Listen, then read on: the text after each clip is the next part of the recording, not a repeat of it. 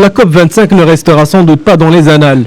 La présidente de la COP25 elle-même paraît gênée face aux questions des journalistes.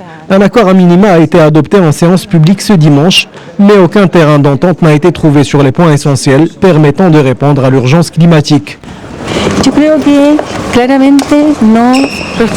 Je pense sérieusement que les accords et les consensus retenus ne répondent pas aux besoins et ambitions du monde de demain.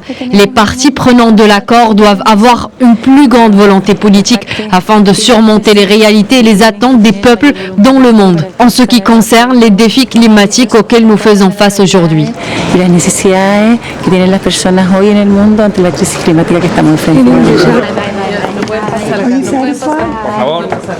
Les discussions ont par exemple échoué sur les thèmes des règles des marchés carbone internationaux, dernier volet du manuel d'utilisation de l'accord de Paris de 2015.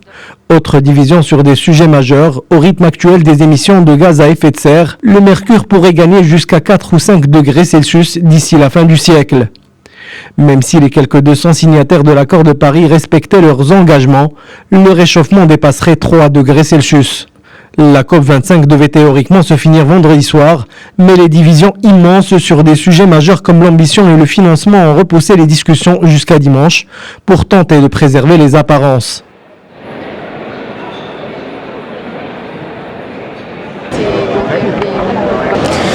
It seems that EU now needs to be the leader. Ce qui est apparent, c'est que l'UE a besoin d'être le leader sur la question climatique. Et c'est ce qui va être fait normalement.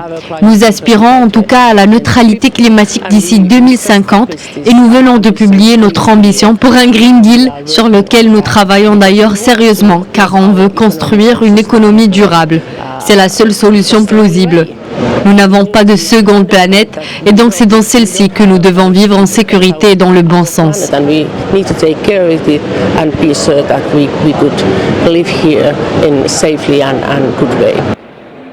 Tous les États doivent en tout cas soumettre d'ici la COP26 à Glasgow une version révisée de leurs engagements. À ce stade, quelques 80 pays se sont engagés à présenter un rehaussement de cette ambition, mais ils ne représentent qu'environ 10% des émissions mondiales. Les appels de nombreux pays et de l'Union européenne qui s'est engagée à parvenir à la neutralité carbone en 2050, à adopter des objectifs plus ambitieux se sont heurtés jusqu'au bout à la résistance de plusieurs gros pollueurs, notamment le Brésil, la Chine, l'Australie, l'Arabie Saoudite et les États-Unis, d'après les délégués de la COP25.